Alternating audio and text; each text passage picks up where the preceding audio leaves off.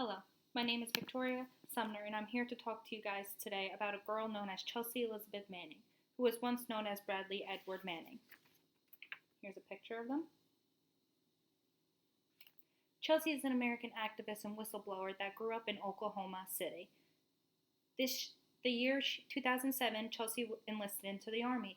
Later, after enlisting, she told her Army supervisor that she hoped being in such a masculine environment that it would resolve her gender identity disorder. During the first couple weeks of training, she felt that she was not mentally or physically prepared for it and submitted a discharge form. Chealsea's discharge was denied and continued boot camp, graduating in 2008. After graduation, Chealsea moved to Arizona to attend advanced individual training for the military, occupational specialty, intelligence analyst, and receiving top secret and sensitive information security clearance.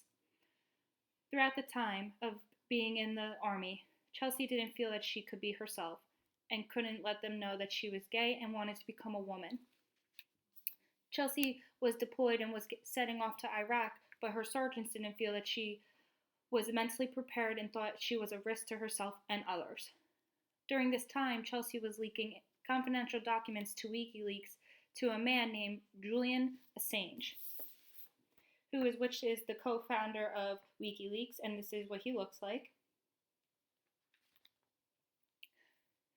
Chealsea downloaded 400,000 of Iraq logs, 91,000 documents from Afghanistan database, 250,000 diplomatic cables, and tons of videos that were from Iraq.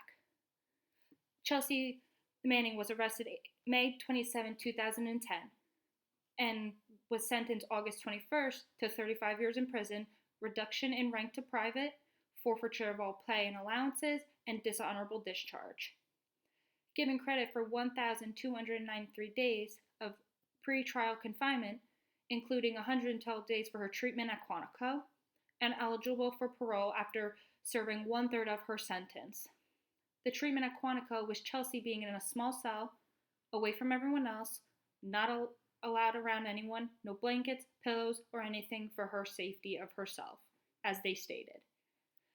Chealsea was transferred to Midwest Joint Regional Correctional Facility in Fort Leavenworth, Kansas, where she was in a normal cell and was able to interact with all the other inmates and keep normal things in her cells that all the rest of them had.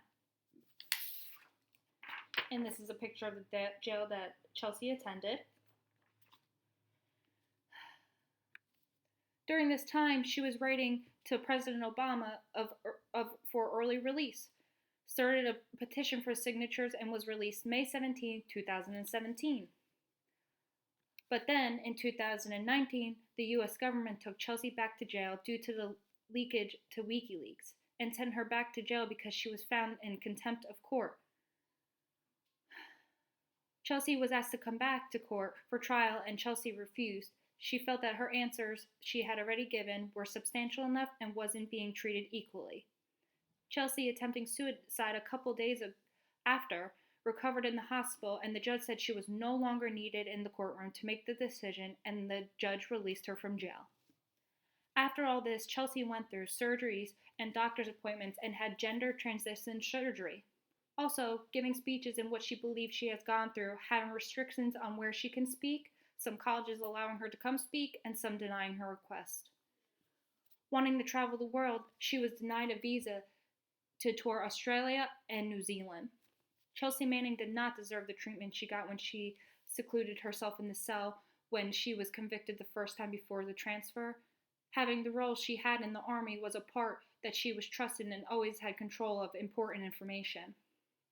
The fact that she disobeyed the law and was satisfied with handing out information to WikiLeaks is dishonorable in my eyes. Applying to the Army, they run background checks and psych evaluations. Chealsea was mentally and physically unstable to be in such an environment, and Chealsea also stated that when she signed up and wanted to be discharged, and they ignored her discharge form.